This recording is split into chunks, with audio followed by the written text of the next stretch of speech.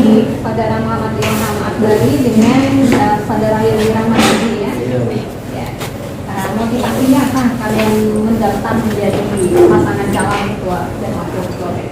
Oke, mungkin kalau dari kami sendiri itu yang pertama motivasi kami ini ingin membuktikan dan menyatakan juga Bu bahwa sebenarnya orang-orang yang memang tidak diperhitungkan dan bukan berasal dari kalangan yang wafat di Fakultas Hukum ini bisa untuk mencalon atau memberanikan diri menjadi pasangan calon ketua BEM dan membawakan pemikiran dan juga ide-ide kami lah nantinya pada saat mendaftar menjadi pasangan calon maupun menjadi ketua BEM nantinya. Itu yang menjadi motivasi terbesar kami untuk membuktikan juga entah di angkatan kami ataupun di bawah kami bahwa kalau memang ada kemauan, kalau memang ada ide, kalau memang ada tekad, silahkan coba berkontestasi. Dan itu juga berkaca dari pengalaman kemarin di FH yang mengenai minimnya partisipasi, apalagi sampai ada aklamasi dan lain sebagainya. Nah, hal-hal seperti itulah yang kami tidak ingin terjadi lagi, entah itu di angkatan 2020 maupun seterusnya. Karena untuk Fakultas Hukum, kami yakin dan kami percaya bahwa orang-orang di dalam Fakultas Hukum ini orang-orang yang kritis, orang-orang yang memiliki pemikiran, orang-orang yang memiliki gagasan, ide dan lain sebagainya. Masa orang-orang yang seperti itu kalah terhadap stigma-stigma yang selalu berkembang terhadap badan eksekutif mahasiswa itu sendiri. Dan dari itu kami mencoba memberanikan diri dan insya Allah kalau bisa jadi role model juga bagi kawan-kawan lainnya, entah itu angkatan 21 dan ke bawahnya. Iya, menurut kalian seperti apa elektabilitas kalian? Baik Ibu, sudah pernah menjajah tinggi atau mungkin ada survei kan? Salah satu yang memberanikan kami juga untuk mendaftar sebagai pasangan calon, salah satunya dari elektabilitas, khususnya dari saya pribadi, karena berarti masa kalian dari mana aja sih? Khususnya dari saya pribadi, karena dari awal gelombang pertama kemarin ada banyak dari teman-teman yang seorganisasi ataupun yang beda organisasi yang sudah tahu lah bagaimana ulun di organisasi tersebut mendorong atau mencoba meyakinkan ulun bahwa ayo nih daftar kesempatan. Dan dari sirkel-sirkel pertemanan seperti itulah masa kami ada, masa kami terbentuk, dan orang-orang terdekat dari kami dan orang-orang terdekat itu mempunyai teman-teman atau sirkel-sirkel yang lain itulah yang menjadi masa dan menjadi patokan elektabilitas kami itu. Kenapa kami jadi berani memprotes sebagai ketua dan wakil ketua? Ada komitmen ya dari para pemilih seperti itu? Iya. Baik, menjadi pemimpin itu salah satu keahlian, kemampuan yang diperlukan adalah kemampuan untuk membaca isu-isu, permasalahan-permasalahan yang dihadapi baik di tingkat nasional ataupun lokal ya. Salah satu persoalan misalnya soal radikalisme di kampus ya. Nah, seperti apa kalian memandang itu dan strategi untuk mengatasinya? Oke, untuk isu radikalisme itu sendiri, yang pertama kalau dari background, dari KSI Amijan, dari KSI Amijan selama 1 tahun di KSI Amijan, kami ditanamkan, kami diberitahukan juga bahwa dalam berislam itu kita tidak perlu 100% atau terlalu fanatik terhadap agama. Dan banyak juga ceramah bahwa sesuatu yang berlebihan itu tidak baik, apalagi berlebihan terhadap agama. Radikalisme itu muncul karena kefanatikan dan juga karena tanda kutipnya berlebihan terhadap meyakini keagamaan yang tersebut. Di situ kami membawakan seperti apa yang saat ini dan sebelumnya melakukan di KSI Amijan, bahwa stigma dari KSI Amijan lalu tidak hanya lagi sebagai mahasiswa berpakaian sapi dan lain sebagainya atau yang sangat islami, tapi KSI Amijan lebih terbuka sekarang, lebih memandang bahwa Islam itu dapat masuk ke semua zaman, Islam itu dapat beradaptasi ke semua zaman. Islam itu merupakan sesuatu hal yang jauh dari radikalisme, jauh dari kekerasan, jauh dari penganiayaan dan lain sebagainya. Seperti apa yang biasanya orang-orang radikalisme itu terjadi atau terbentuk. Sedangkan di Fakultas Hukum itu sendiri, sepengalaman ulun dan sepenglihatan ulun bahwa keagamaan itu seperti hal yang tanda kutip ibu dikesampingkan lah oleh mahasiswa-mahasiswa yang lain karena mungkin terlalu bebas dan lumayan gaya hidup di Fakultas Hukum khususnya di mahasiswa-mahasiswi ini lumayan bisa dibilang hedonismenya itu tinggi Bu. Nah, dari situ mungkin isu-isu radikalisme bisa ditahan oleh kegiatan-kegiatan atau penyuluhan keagamaan yang lebih baik lagi Bu, tentang beragama yang santai itu seperti apa sih, beragama yang sesuai dengan nilainya seperti apa, sesuai genset seperti apa. Kita boleh memiliki, kita boleh mempercayai mazhab, kita boleh berbeda terhadap mazhab, pandangan dan lain sebagainya, tapi kita sama dalam keagamaan. Nah, mungkin hal-hal konten beragama seperti itulah yang dapat lebih dinaikkan, dapat lebih ditingkatkan, tidak hanya menutup kemungkinan ke Islam saja, melainkan agama-agama yang lain yang ada di Fakultas Hukum.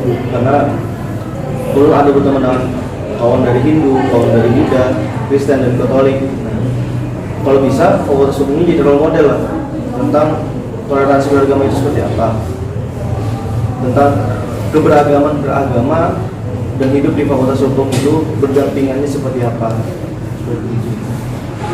Ya, kalau ini mau menambahkan?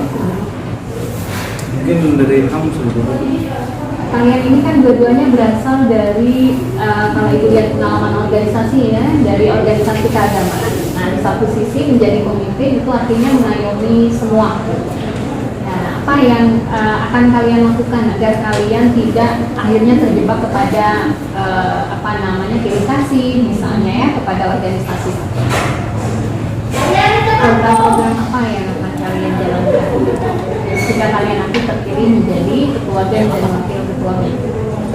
Pertama yang akan kami lakukan, insya Allah kami akan memperbaiki apa yang menurut kami kurang yang ada di BEM tahun ini dan melanjutkan apa yang menurut kami berhasil atau bagus di BEM tahun ini. Karena setiap pemimpin atau setiap kepengurusan, setiap organisasi tidak mesti 100% itu buruk, tidak mesti 100% itu baik.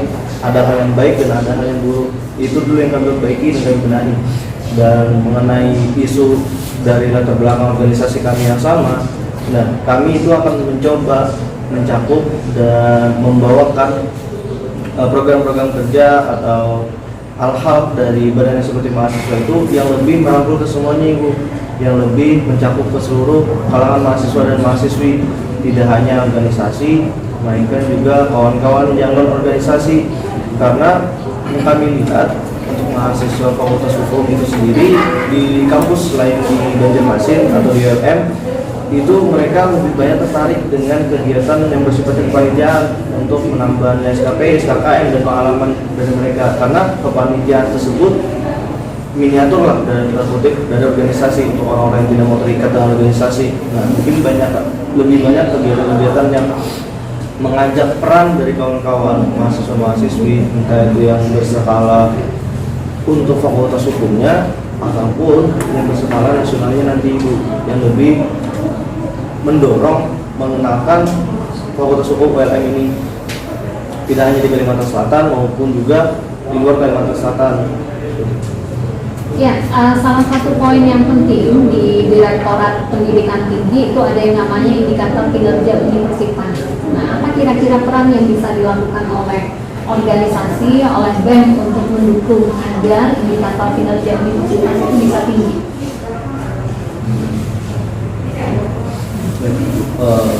Pertama, untuk yang dilakukan organisasi atau dilakukan BEM khususnya untuk mendukung indikator kinerja universitas itu, kegiatan yang dilakukan oleh BEM, kegiatan yang di bawah yaitu dinaungi oleh BEM seperti kegiatan perlombaan, kegiatan seminar nasional yang berbau akademik maupun non akademik, itu dapat meningkatkan dari indikator keberhasilan universitas dan juga meningkatkan akreditasi kita Bu, apalagi kalau kita dapat menyelenggarakan suatu kegiatan yang bersifatnya nasional dan juga lingkupnya itu sangat hukum, tapi melibatkan dari segala macam aspek, entah itu dari kebudayaan yang untuk memperkenalkan seperti apa Kalimantan Selatan nantinya ke kawan-kawan yang ada di luar Kalimantan Selatan, karena kegiatan tersebut bersifat nasional, dan juga memperkenalkan dan menunjukkan bahwa kelebihan dari Kalimantan Selatan itu seperti apa Ibu. Nah, itu yang membuat dan kami pikirkan bahwa dapat menunjang dari kinerja tadi. Di dalam indikator kinerja utama itu juga ada prestasi tadi ya. Selain itu juga ada MBKM, program-program Merdeka Belajar Kampus Merdeka. Nah, waktu pengalaman Ibu dulu jadi WD3 agak susah untuk meng-hire mahasiswa ikut program MBKM. Nah, kira-kira kalian bisa berkontribusi apa di sana agar mahasiswa FH banyak yang mensukseskan program MBKM? Merdeka Belajar Kampus Merdeka, selain itu Wirausaha Merdeka ataupun pertukaran pelajar, pertukaran mahasiswa. Oke, baik Ibu. Mungkin yang kami kendala atau tahun ini yang pertama dari penyebaran informasinya Ibu. Mungkin ada keterlambatan lah dikit sampai ke angkatan. Itu dia yang menyebabkan dan mengakibatkan bahwa program-program MBKM peminatnya kurang mungkin karena penyebaran sistem informasi tidak begitu masifnya, hanya menjangkau beberapa kalangan saja. Nah, seperti khususnya PPM dan lain sebagainya. Nah, mungkin itu kita dapat menyebarkan itu tidak hanya melalui sosial media, tidak hanya melalui grup, tapi ada juga yang berupa pengumuman, apalagi kita offline kan Ibu. Nah, pengumuman yang langsung Ibu mendadak, yang langsung kena ke mahasiswa atau mahasiswi, yang lebih memperkenalkan seperti apa sih program MBKM itu, seperti apa sih Wirausaha Merdeka, seperti apa pertukaran mahasiswa Merdeka tadi, PMM, seperti apa magang Merdeka dan sebagainya. Apa sih benefit yang dapat diambil, apa sih yang manfaat yang dapat diambil dari kegiatan tersebut, siapa sih orang-orang di mahasiswa fakultas hukum ini yang pernah mengikuti kegiatan tersebut.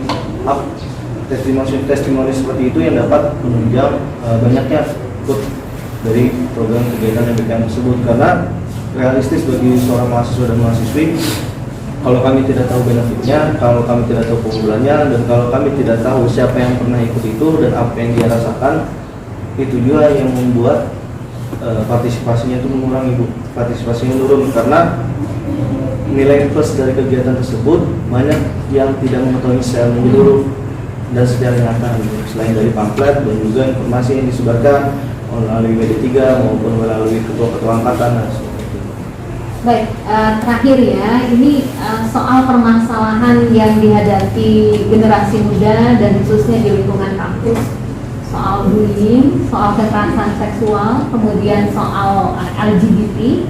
Nah, seperti apa kalian memandang itu, dan menurut kalian harus apa sih langkah-langkah yang diambil untuk mengatasi penyebarannya di kalangan mahasiswa? Bullying, LGBT dan juga kekerasan seksual. Ya, termasuk kita mungkin obat-obatan perlahan ya. Pertama Ibu, yang mengakibatkan itu dan yang menjadi persoalan tersebut menurut kami itu berasal dari individunya Ibu, individu masing-masingnya, khususnya dari dia itu terpengaruh hal-hal yang seperti itu, karena biasanya orang-orang yang terpengaruh, orang-orang yang terkena bullying, orang-orang yang mengalami kekerasan seksual itu dari segi kepribadian, dari segi mental, dari segi perilaku pun terlihat berbeda dari kawan-kawan yang lain, karena ada sesuatu hal yang dia pendam, ada sesuatu hal yang dia rasakan. Menurut pengamatan kalian di Fakultas Hukum gimana soal pemetaan masalah ini? Memang ada menyebarkan atau bagaimana? Ini kurang. Cuma mungkin pelecehan seksual dan LGBT tadi lumayan ada ya? Ada. Dari itu kita nggak bisa nutup mata dong. Mestinya kita cari solusinya bersama seperti apa? Kalau untuk masalah pelecehan seksual ini, seandainya kami terpilih nanti kami memadai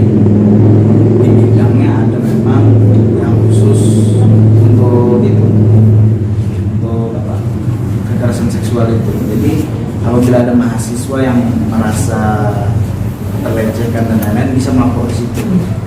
Nah, di situ mengurus untuk selanjutnya. Dari situ juga wadah itu tersebut kami yakinkan kepada korban-korban khususnya mengalami kekerasan seksual, korban bullying, itu keamanan rahasia dari mereka itu terjamin. Dan juga kami juga akan bersinergitas dengan para dosen khususnya Ibu Lan, karena memang dosen yang meng-hire dan lebih diperhatikan dan lebih disegani oleh mahasiswa. Kalau yang untuk BEM itu sendiri, menurut mahasiswa biasa seringkali tidak sebegitu diseganinya Ibu. Hanya dari itu kami memerlukan juga sinergi dari semua pihak untuk hal-hal tersebut. Mengenai kasus LGBT tersebut, dari kami persoalan pertama biasanya untuk kawan-kawan yang seperti itu, bagaimana cara mereka itu tidak menampakkan dirinya dulu Ibu di Fakultas Hukum, tidak secara terang-terangan, tidak mempromosikan, tidak mengajak untuk seperti itu, karena hal-hal yang dari situlah yang membuat mereka itu berkembang sedemikian rupanya.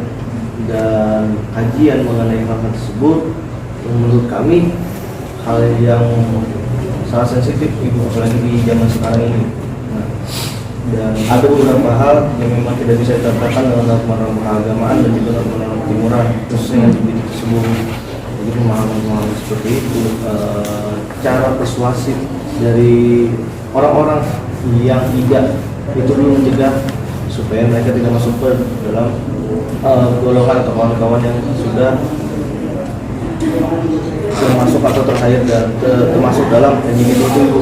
Dan kawan-kawan LGBT tidak mempromosikan dirinya, tidak menampakkan dirinya, tidak, dan tanda kutipnya seperti seolah-olah mengajaklah untuk kawan-kawan yang normal atau kawan-kawan yang tidak seperti itu bergabung atau masuk dalam dirinya.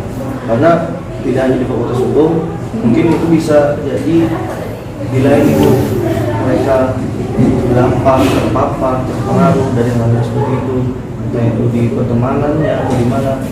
Karena memang penyebarannya sangat masif lah Bu dalam beberapa tahun ini, dan juga kampanye-kampanye dilakukan oleh orang-orang Barat lumayan aktif juga untuk hal-hal seperti itu. Sudah ada kampanye terbuka? Belum. Nah, nanti mungkin Ibu titik aja ya, salah satu yang perlu diperhatikan di program-program kalian terkait dengan ya kita perlu kerjasama semua pihak ya agar menyelesaikan persoalan-persoalan. Artinya jangan menutup mata terhadap persoalan-persoalan ini gitu. Bahwa pendidikan tinggi itu bukan hanya menghasilkan seorang sarjana hukum yang paham hukum, tapi juga mereka yang mempunyai integritas, kualitas keimanan yang baik, apapun agama mereka. Baik, itu dulu mungkin ya untuk kalian. Terima kasih banyak. Semoga sukses selalu. Terima kasih banyak. Ya. Assalamualaikum warahmatullahi wabarakatuh. Waalaikumsalam warahmatullahi wabarakatuh. Baik ya, di hadapan saya ada 2 orang ya, 2 orang calon ketua dan wakil ketua. Tadi dengan calon lain juga saya melakukan verifikasi dulu terhadap berkas yang saya terima ya. Baik ya, saya mulai dulu. Di sini ada identitas, nama lengkapnya Muhammad Ilham Akbari ya. Iya. Nah, NIM saudara berapa? 20 10 21 111 0047. Baik ya, alamat asal saudara? Kalaunya rumah itu di Jalan Majatan, Komplek Pondok Lumia 1, Los nomor 3 Gambut. Tapi kalaunya di KTP itu Jalan Yani nomor 5. Baik ya. Nomor HP atau WA saudara? 0882 4289 0038. Baik ya, jadi sesuai ya dengan apa yang ada di dalam berkas. Yang kedua lagi ya, ini mengaku bernama Wilby Rahman Najib ya. Saudara ya? Iya. NIM saudara berapa? 2010 2113 10 18 3. Iya. Nomor HP WA? 0812 94 77 99 99. Baik ya, jadi sesuai dengan berkas yang saya terima. Berarti yang di hadapan saya ini benar adalah mereka yang mencalonkan menjadi ketua BEM dan wakil ketua BEM ya. Baik, saya mulai dulu kepada Muhammad Ilham ya. Baik. Saudara Ilham, saudara ini mencalonkan menjadi ketua BEM ya. Nah, seperti biasa ada pertanyaan yang sangat umum, apa yang ingin saudara bawa? Arah saudara ini mau saudara bawa apa nih BEM ini? Nah, Oh, mungkin izin jawab Pak. Kalau untuk dari ulum pribadi, apa yang ingin dibawa atau apa yang akan dibawakan nantinya di BEM, itu yang pertama bahwa menjadikan BEM itu sebagai tempat lah Bapak atau wadah, karena selain kita organisasi mahasiswa begitu banyaknya, menurut ulum pribadi bahwa BEM ini adalah organisasi yang mencakup atau mewadahi seluruh mahasiswa tanpa terkecuali mahasiswa yang berada dalam organisasi-organisasi yang ada di Fakultas Hukum Universitas Gamangkurat. Jadi ini bahwa lebih ramah, lebih humble, lebih dapatlah bersinggungan langsung dengan kawan-kawan mahasiswa-mahasiswa yang lain, entah itu tidak sebatas kawan-kawan mahasiswa yang berorganisasi, melainkan juga kawan-kawan mahasiswa atau mahasiswi yang hanya berkuliah saja atau yang kuliah sambil bekerja dan sebagainya. Lebih membawa BEM ke arah situ untuk apa? Untuk BEM itu dapat mengetahui dan benar-benar mewadahi apa sih yang diperlukan, apa sih yang diperlukan, apa sih aspirasi dari mahasiswa-mahasiswa ini, tidak hanya kawan-kawan dari organisasi. Karena sepanjang saya berkuliah di sini, agaknya BEM itu hanya memfokuskan dirinya kepada kawan-kawan organisasi dan sedikit memandang sebelah mata dari kawan-kawan yang hanya berkuliah saja gitu. Mungkin hanya sebagai informasi atau apapun itulah untuk merangkul kawan-kawan yang sebatas mahasiswa saja ini tanpa organisasi. baik ya, itu yang ingin saudara bawa ya. Nah, pertanyaan saya berikutnya kepada calon wakil ketua ya, saudara Wildi. Nah, saudara Wildi, apa yang akan saudara berikan kepada ketua saudara ketika terpilih? Kepada ketua. Saya akan berusaha loyal untuk kepada ketua saya, Pak. Loyal, apapun perintah ketua, insya Allah Siap. saya siap terus. Seperti itu ya? Iya. Ini loyalitas tanpa batas kan? Atau kayak apa? Nah, artinya begini, spesifiknya kayak Pak loyalnya. Kalau misalkan disuruh ketua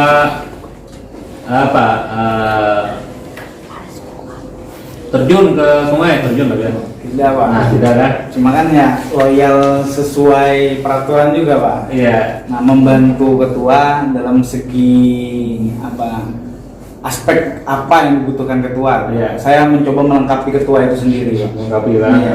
Ya. Mungkin ketua tadi ingin membersamai teman-teman yang di bawah. Di bawah, Nah, ya. saya bisa mungkin langsung terjun ke bawah itu untuk membersamai teman-teman yang lain. Begitu. Lebih merakyat gitu Lebih kan? merakyat. Mungkin kan ketua kan agak lebih eksklusif gitu. Kalau pion merakyat. Ya, merakyat. Jadi santai ya. Saya ini kadang kasih nilai. Semuanya bagus. Karena siapapun yang terpilih pasti berinteraksi kita. Iya. Nah, jadi kan tidak memberikan nilai yang berbeda-beda gitu loh. Itu sama semuanya. Jadi jangan wah ini jadinya nilai panang ini tinggal ya. Kalau ada nilai itu 90 semua. Nah, jadi di sini ulun ingin mengeksplor aja. Gitu loh. Dan juga nanti ulun itu semi mengikat komitmen lah. Ya. Oh, jadi karena kedepannya kita nih ya loh. Yang terpilih kalau yang terpilih alhamdulillah ya Allah dulu sudah berinteraksi tahu sudah pernah memimpin kan. Nah, seperti itu.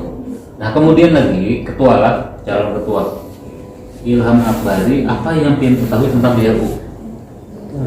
Untuk BLU itu sendiri Bapak lah, BLU itu sepanjang pengetahuan ulun dan juga ulun itu sosialisasi pada saat di General Building kemarin itu tentang kemampuan atau kebiasaan dari universitas atau satu universitas mengelola keuangannya itu dengan mandiri Bapak. Tidak hanya bergantung kepada anggaran yang telah ditetapkan, melainkan universitas dapat mengelola beberapa dan mencari anggaran-anggaran sumber-sumber anggaran dana seperti kayak membuat suatu minimarket atau apapun itu yang mendukung dan menjadi sumber dari anggaran dana universitas itu sendiri Bapak. Nah, mungkin sebatas pengetahuan seperti itu. Mungkin dan juga universitas dalam mengeluarkan dan mengelola anggaran dananya daripada yang kemarin bersifat sebagai satker. BLU ini lebih mandiri dan lebih dapat fleksibilitasnya lah Bapak untuk penyuluhan kemarin mengenai perubahan dari satker ke BLU seperti yang dialami Universitas Muhammadiyah. Seperti itu Bapak. Baik ya. Nah jadi pertanyaan berikut lagi lah untuk ketua. Kalau BLU ini kan otomatis kita itu semi bekerja sendiri lah maksudkan. Nah, jadi kalau boleh dikatakan itu kan kira-kira gitu nah. Pengetahuan BEM apa yang bisa BEM kontribusikan ketika menjadi ketua BEM untuk mewujudkan BLU yang yang diharapkan lah oleh universitas kepada fakultas. Apa yang bisa BEM berikan? Mungkin untuk di segi fakultas sendiri itu Bapak lah. Nah, yang pertama fakultas harus juga bisa nih mencari sumber anggaran dana untuk fakultas itu sendiri dan menyokong universitas. Nah, itu bisa dimanfaatkan dengan kita pembuatan UMKM atau apapun itulah untuk penyediaan hal-hal apa sih yang diperlukan, apa sih yang menjadi kebutuhan dari mahasiswa-mahasiswi. Entah itu dari segi pengelolaan tempat seperti kantin atau kafe yang dimiliki oleh FEB dan lain sebagainya. Nah, itu juga yang mendorong perekonomian dari fakultas itu sendiri Bapak. Dan hal-hal seperti itu jualah yang akan disambut baik oleh mahasiswa-mahasiswi karena mereka akan tidak jauh-jauh lah mencari seperti tempat makan atau apapun itulah kebutuhan di mahasiswa-mahasiswinya. Nah, kalau memang disediakan oleh fakultas pasti akan perputarannya lebih banyak ke situ untuk uang, untuk ekonomi dan lain sebagainya. Nah, lebih banyak di fakultas itu. Mungkin hal-hal seperti itu Bapak memang hal yang tidak begitu berdampak besar, tapi dari hal-hal kecil seperti itu apabila konsisten dan stagnan dan banyak diminati oleh mahasiswa-mahasiswi, perputaran uangnya di situ akan lebih cepat dan lebih berasa lah untuk fakultas. Walaupun tidak begitu besar dan mega lah untuk proyeknya. Karena memang itulah yang dapat kita jangkau untuk ranah sebagai BEM dan juga mahasiswa-mahasiswi. Baik ya, bagus. Wakil lagi ya. Nah, wakil kalau melihat bahwa fasilitas di kita ini kan pasti ada kurangnya nih, pasti ada kurangnya. Nah, kira-kira langkah atau pandangan dari wakil untuk memajukan fakultas itu bagaimana dalam fasilitas kampus? Apa yang bisa dilakukan? Silakan. Fasilitas kampus. Ya, itu pasti ada kurangnya kan. Nah, tapi bagaimana pandangannya supaya hal itu menjadi bahasanya kita itu fokus kepada solusinya, apa yang ingin saudara kerjakan? Fasilitas soalnya menurutnya lebih kepada biaya. Iya, pasti ada kurangnya kan. Biasanya ini bisa Andre. Ya, apa yang dia lakukan gitu loh, yang bisa dia lakukan ketika sudah menjabat, ya kan, punya legitimasi. Nah, apa yang bisa dia lakukan? Silakan. Santai ya, gitu. Soalnya itu menyangkut dana lah. Iya. Menyangkut dana ini kan ke fakultas. Itu namanya dulu. Apa yang dia bisa lakukan? Namun kami mungkin bisa lebih ke mahasiswa membutuhkannya apa. Nah, kami bisa sebagai wadah untuk menyampaikannya ke bobohan dosen. Seperti itu ya. Kalau mahasiswa ini kekurangan sesuatu, kami nyampaikan ke bobohan dosen. Siap. Biasanya WC kurang. Mungkin kami itulah. Oke. Baik ya. Kemudian ke ketua lagi lah. Ketua ini kan SMA Negeri 3 lah. SMK Bapak. SMK lah. Oh iya. SMK Ini Negeri 3. SMP aja dong. Iya, SMP 3. Iya. Nah, kira-kira lah kalau saudara ingin memajukan mahasiswa, khususnya dalam bidang olahraga gitu loh. Bidang olahraga, apa yang akan saudara lakukan? Pertama Bapak, dalam bidang olahraga khususnya mahasiswa-mahasiswi laki-laki khususnya itu mereka akan lebih tertarik dengan olahraga seperti futsal, basket, sepak bola dan sebagainya, badminton, dapat mengarahkan semua itu. Mungkin dapat lebih wadah itu difasilitasi Bapak tentang keolahragaan itu, atau kita dapat menjadi kerjasama nih dengan yang biasanya menjadi mitra seperti kegiatan Dekan Cup dan Disna, kan kita sering bekerja sama dengan Borneo Indoor Futsal. Nah, bisa kita kerjasama di situ seperti apa yang dilakukan oleh STIMI atau STIMI BJM yang ada di Sultan Adam, itu kan kerjasama aja dengan UPIK, dengan kita membawa KTM ULM dapat potongan atau seperti apapun itulah. Nah, untuk membantu mereka juga lebih ramai lagi peminatnya, khususnya di mahasiswa Fakultas Hukum dan mahasiswa Fakultas Hukum yang mempunyai minat dan bakat, apalagi kemauan, hobi berolahraga, nah bisa tersalurkan dengan baik itu Bapak.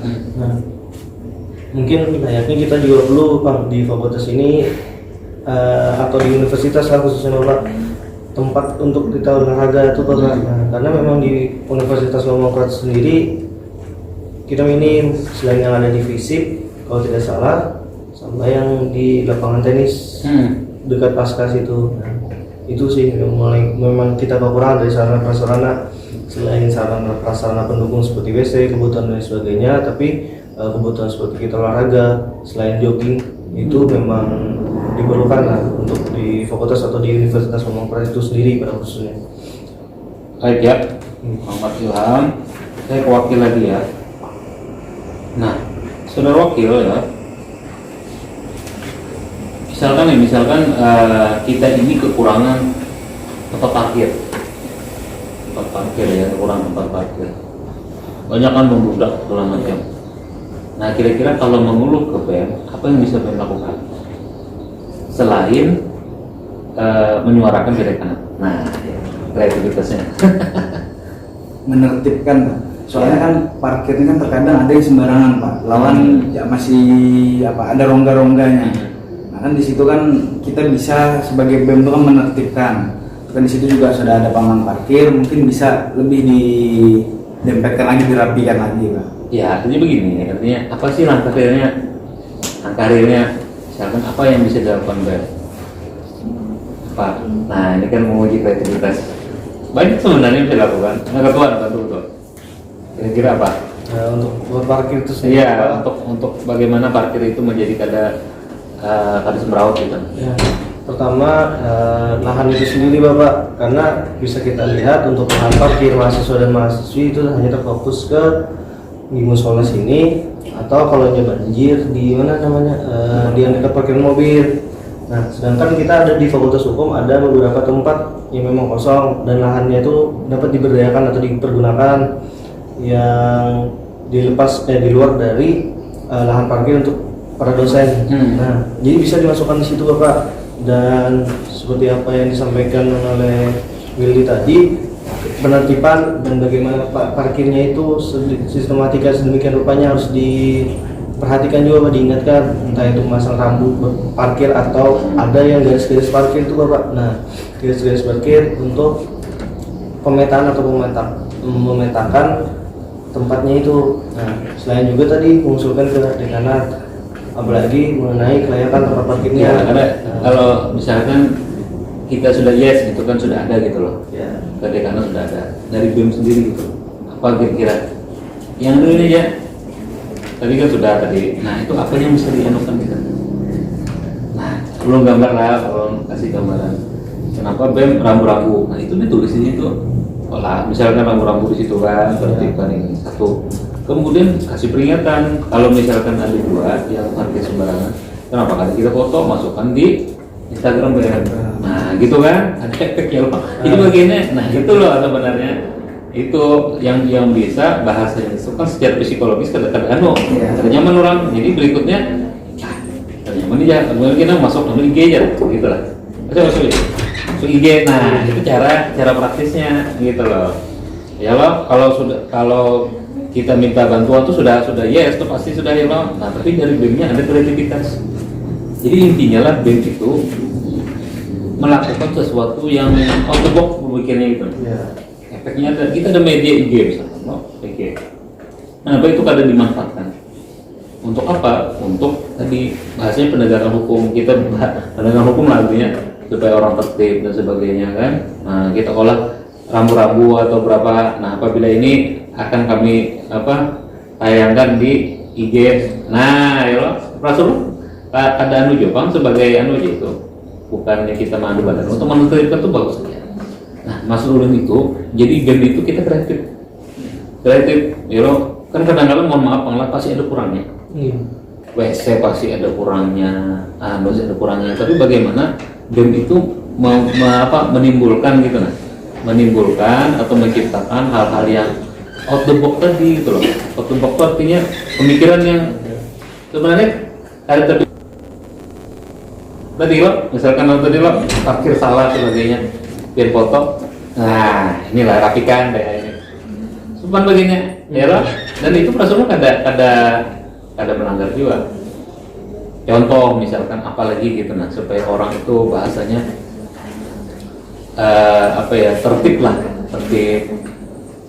Ya kita ini kan paling susah loh buang sampah dan sebagainya gitu, ya kan. Nah jadi ada kontribusi BEM terlepas lah di luar dari meminta bantuan tadi. Ya loh, kita kreatif itu sudah minta bantuan yang sudah tersalurkan. Tapi apa dari BEM-nya? Nah seperti itu. Jadi ada pembeda diferensiasi antara BEM generasi ini dan generasi yang berikutnya gitu loh. Itu yang perlu dipikirkan. Apa terobosannya? Ya loh. Nah dengan calon-calonnya pada hijau. Jangan misalkan BEM itu jadi sarana anu aja pengumuman. Kenapa kadang lebih yang kreatif gitu loh. Misalkan pian akan di BEM itu membuat semacam short story, cerita pendek mengenai sejarah Ormawa, KSI Almijan dan sebagainya kan. Kemudian dikenakan di YouTube-nya. Nah, itu. Iya, seperti itu gitu loh. Jadi tidak hanya sebagai corong pengumuman gitu loh. Ada yang lebihnya. Kenal, ya loh. Masukkan ke TikTok, kalau TikTok olah kayak gitu kan sejarahnya kayak gini. Ya loh. Nah, kegiatan ini kan buat segala macam kan. Jadi kita tuh berpikir ke depan, berpikir solutif. Memang memerlukan pemikiran-pemikiran yang sedikit tanda kutip itu ekstrim lah. Tidak anu gitu nah. Contohnya ekstrim tadi, ya tadi lah cara terpikirkan lo nembak, apakah ada di foto gitu. Nah itu kan di foto nanti di GB masukan jadi rapi atau yang parkir sembarangan kah, atau parkir di dosen kah, nanti foto. Jelas sumbangsinya. Jelas Berdampak ya. Dampak jelasnya orang ada wani parkir sembarangan. Yalah. Nah jadi karena kalau yang terpilih lo cari pemikiran kreatif, solutif. Ya lo, makanya tadi lo dekan ini kadang-kala tanda kutip itu tahu aja kekurangan itu. Dia big thanks, terima kasih yang banyak atas saran dan juga masukan. Tetapi di situ juga peserta BEM itu memberikan sumbangsi pemikiran kreatif. Ya lo, kreatif yang sebenarnya tidak memerlukan biaya sebenarnya. Kayak gitu cuma aja. Foto truk udah. Kalau kan biar kasih himbauan satu situ kan itu bagus. Apalagi masalah kebersihan WC kah, apalagi apa yang perlu dianukan gitu nah. Ya lo. Banyak sebenarnya gitu. Ya lo. Jadi bahasanya tuh ada dampak langsung kepada pian gitu. Oh seperti ini. Jadi senang gitu nah. Nah jadi BRU itu sebenarnya begini loh, BRU itu dia mengelola keuangan sendiri kan, seperti kata Muhammad Ilham tadi kan. Nah jadi begini Ham, jadi ada kegiatan mungkin nanti yang tidak ada berdampak terhadap akreditasi, nah itu akan tidak bisa dibiayai mungkin. Nah jadi kita harus bisa BEM itu sama-sama kita tanda kutip itu masuk bersinergi. Kenapa? Karena kalau kita akreditasi A itu tidak hanya keuntungan bagi fakultas tapi buat BEM juga. Kenapa? Karpet merah. Tanya aja Pian dengan senior Pian yang lulus kejaksaan. Bagaimana mahasiswa yang grade-nya B kita ini dengan grade A beda loh. Mereka jalan tol grade A. Maka dari itu dukung program. Kalau jadi ketua BEM nanti dukung yang mana program-program itu lurus gitu, tegak lurus lawan arah ke ini Akreditasi tadi akreditasi ke A itu. itu yang harus dinanukan gitu. Nah kalau jadi pertanyaan itu kalau bisa apa yang belum bisa bantu Pak gitu loh. Lalu punya pasukan 200 misalkan, bisa bantu untuk agregasi dan lain. Ya loh, nah itu masalah. Karena kalau kurang itu pasti ada kurang terus. WIP kurang, apa kurang sebagainya ya Allah. Nah, ya udah terima kasih diberi masukan dekanat ya Allah. Tapi satu sisi lagi kan lebih baik lagi kalau apa yang bisa kita bantu Pak. Nah, kita punya power, punya apa? Punya masa, punya apa segala. Oh kita bantu inilah, ini. Dan kami juga mengukur juga ada mungkin kami menyuruhkan apa membersih sungai segala dunia kan. Tapi dalam bahasa intelektual lah ibaratnya. Tadi saran-saran seperti bagaimana menertibkan sebagainya kan khas pemikiran mahasiswa. Nah mungkin itu aja dulu lah yang bisa ulun ini kan. Ulun tidak memberikan nilai, semuanya sama. Kalaupun ada nilai itu sama 100, kalau ada 90. Kenapa? Karena semuanya akan berinteraksi dengan ulun, dengan saya. Ya Allah, jadi kada mungkin dulu memihak satu-satu jalan mau. Ya Allah, nah kita di tengah membina dan sebagainya. Dan ulun harapkan tadi kalau terpilih usahakan bersinergi dengan fakultas. Ya, kita solutif, fokus kepada solusi. Kita punya akreditasi, ini ditingkatkan, tolong dibantu, ya kan? Keuntungannya bukan dari fakultas, bukan dari bentuknya. Akreditasi A, insya Allah paling mudah kita bekerja di instansi. Ya loh? Nah, yang masuk jaksa sama hakim seperti berlomba-lomba. Nah itu dulu lah bisa saya sampaikan. Baik, terima kasih kepada saudara Muhammad Ilham Akbari dan Wildi Rahman Nagi ya kesempatannya. Semoga saudara terpilih, nanti berusahalah politiklah dengan baik, tidak menjatuhkan satu sama lain, dan juga kalau terpilih tadi saya minta bantu Pak Kautus untuk mewujudkan akreditasi A. Demikian, Assalamualaikum warahmatullahi wabarakatuh. Waalaikumsalam. Terima kasih Pak Dik. Izin Ya. Sebelumnya terima kasih buat Bapak yang sudah hadir di wawancara terakhir hari ini. Jadi perkenalkan saya Palina, perwakilan dari KPUN menggantikan ketua kami yang haram hadir hari ini. Jadi di sini ada beberapa pertanyaan yang akan diajukan. Mungkin langsung aja ke pertanyaan tentang kepemimpinan. Jadi apa boleh kami tahu definisi apa menurut kalian tentang pemimpin itu seperti apa? Oke lah, izin masuk kawan-kawan dari KPU dan Bawaslu lah. Kalau dari aku sendiri, pemimpin itu adalah memang itu sifat alami dulu lah. Sifat alami dimiliki semua manusia itu bisa jadi pemimpin. Semua manusia itu tidak bakal memimpin, dan pemimpin itu ada dalam diri manusia masing-masing. Dari segi yang pertama paling mudah itu adalah memimpin dirinya sendiri ya. Sebelum memimpin orang lain, sebelum memimpin suatu masa, suatu masyarakat, suatu kawan dan sebagainya. Nah, orang yang bisa memanage waktu dan dengan sebagaimana mestinya dan sebaik mungkin itu adalah orang yang bisa memimpin diri sendiri. Jadi kepemimpinan itu adalah sifat alami yang ada di manusia, di individu aku, dan kawan-kawan semua. Dan juga tentang kepemimpinan, berarti kepemimpinan itu adalah cara menghandle, mengatasi, dan juga membawakan seperti apa nih sifat pemimpin yang sudah dimiliki tadi, apakah sesuai atau tidak. Dan juga tentunya kalau lagi memimpin orang banyak, memimpin suatu kelompok, memimpin suatu besar, berarti cara mengendalikan massa masyarakat kelompok yang dipimpinnya itu bagaimana tetap solid, tetap tidak selalu harus satu tujuan. Politik ya tidak apa-apa, tapi politik itu yang menjadi keberagaman dan juga menjadi bumbu dalam satu kelompok tersebut untuk mencapai tujuan yang sama nantinya. Kalau dari aku ada yang kita mungkin cukup.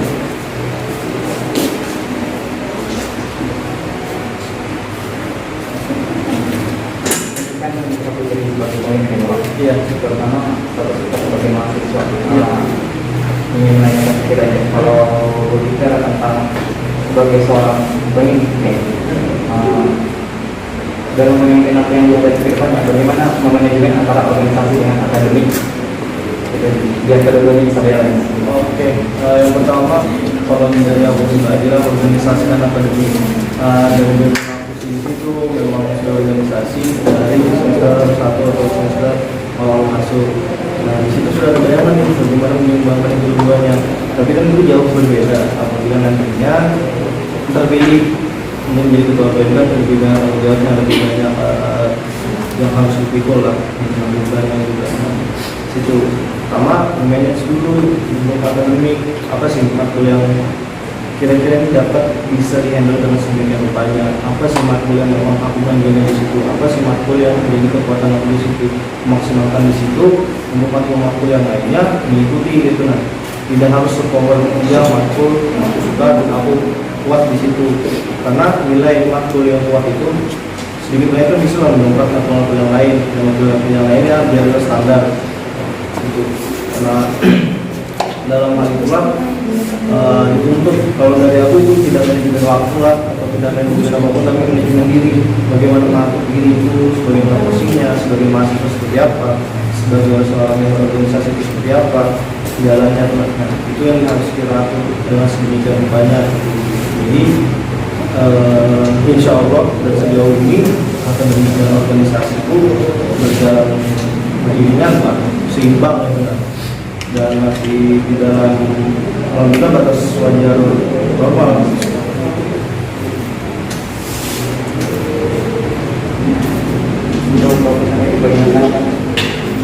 Mungkin sama seperti perjalanan akademik dan organisasi itu stabil ya, tidak banyak ada pun seperti itu.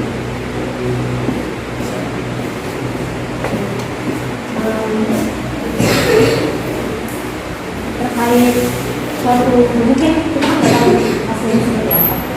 Jika seandainya Bapak terpilih menjadi ketua dan wakil ketua BM, tentu kalian memiliki proker di mana itu akan berjalan semasa jalan kalian. Jika seandainya dalam proker itu kalian mengalami kendala, lalu dikritik, bagaimana cara kalian menghadapi? Oke, setiap kebijakan, setiap proker, setiap apapun yang dilakukan oleh seseorang itu pasti ada pro dan kontra, pasti ada kelebihan dan kekurangan. Kalau memang proker itu dikritik, dan kritik itu kita harus sebagai masukan bagaimana memperbaiki proker ini ke depannya, bagaimana mengantisipasi proker itu bahwa memang sesuai lah dengan apa yang kami inginkan, sesuai apa yang disebutkan di Allah. Tidak hanya jadi proker yang terdapat hanya proker formalitas dikerjakan dan sebagainya. Kalau memang ada kendala dalam penyelesaian proker tersebut, tetap diusahakan sebagaimana lah untuk proker itu dapat sesuai berjalan di tracknya.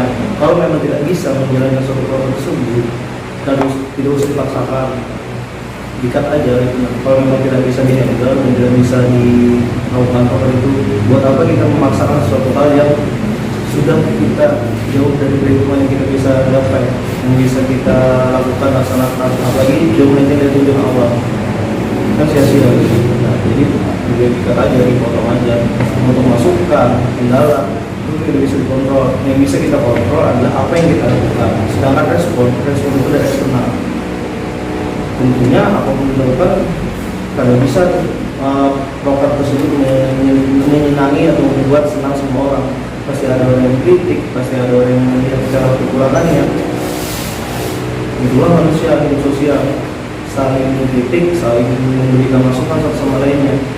Dan jangan dianggap kritik atau masukan tersebut adalah sesuatu hal yang menjatuhkan atau menurunkan atau membuat kita jadi tidak berjalan lagi sesuai roadmapnya. Jadi kan itu sebuah hal yang membangun, menempa diri, masukan. Kalau apa itu sekali jalan aja nantinya, berarti untuk program kedepannya seperti apa, evaluasi program ini apa, apakah sesuai atau tidak, itu yang ditekankan dari kritik-kritik yang masuk.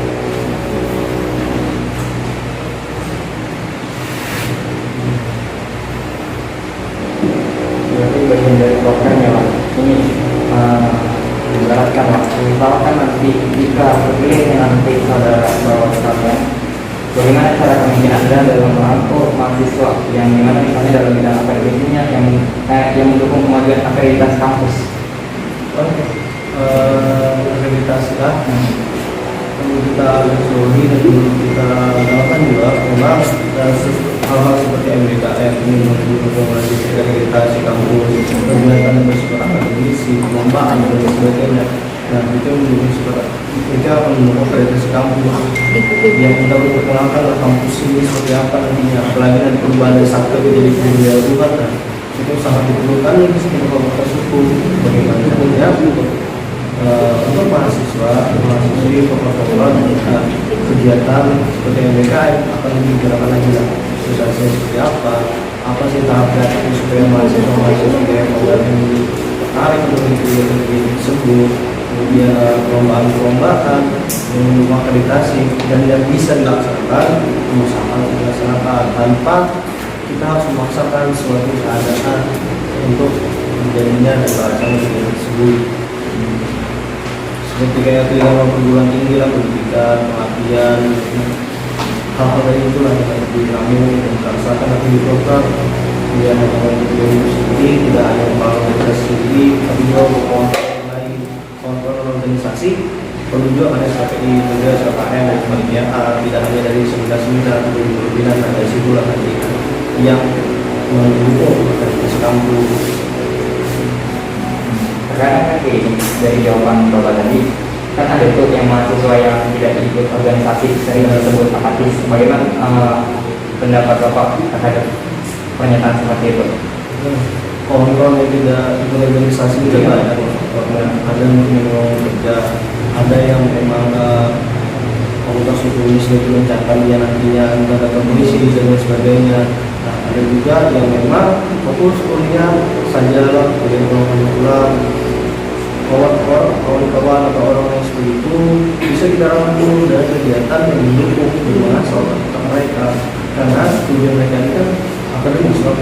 Kenapa kan diberikan kenapa kan diberikan suatu kegiatan yang memang situlah wadah untuk kawan-kawan apatis. Kawan-kawan apatis kita suruh aksi, kita suruh kegiatan yang rame-rame, mereka pasti lebihnya males kayaknya. Tapi kalau kita buat kegiatan yang menambah pengetahuan, wawasan, disitulah mereka akan tertarik dari tokoh-tokoh dan siapapun itulah yang berdampak dengan ilmu sendiri.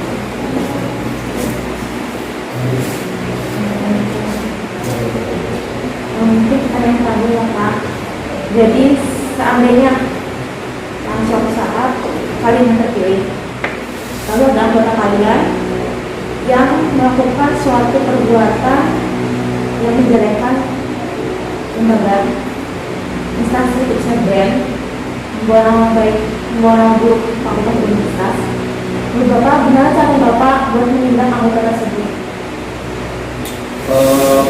Kalau aku orangnya tidak suka menyimpan beraksi. Kalau mereka tidak baik, sebelum dia jadi anggota dan mau menjadi anggota pun sudah dijelaskan di awal. Kalau memang kalian bekerja, boleh dia punya instansi, lembaga, anggota universitas, dan untuk diri pun itu ancaman berlaku dan nanti. Buat apa di sini? Baik keluar, kalian minta uang itu nanti. Karena untungnya kan untuk menyimpan berhasil atau duit itu, kalau nantinya yang kawan di luar lah dan lain sebagainya, anggaplah yang kawan itu dapat menyelamatkan beberapa orang yang sudah baik di dalam organisasi tersebut, kan menyelamatkan organisasi, menyelamatkan fakultas universitas lebih baik daripada menyelamatkan satu orang dulu yang ada di organisasi tersebut. Begitu pun kebijakan tersebut berlaku untuk aku. Jadi orang yang aku sudah menyeleweng, sudah apapun itu yang lakukan, silakan anggota aku, silakan kawan-kawan yang lain menilai, mungkin silakan. Karena manusia tidak luput dari kesalahan, apalagi kita mendukung dengan akreditasi kampus. Nama baik kampus, nama baik instansi, nama baik universitas harus dijaga, nama baik dekan dan lain sebagainya. Kalau belum kita akan menjadi role model.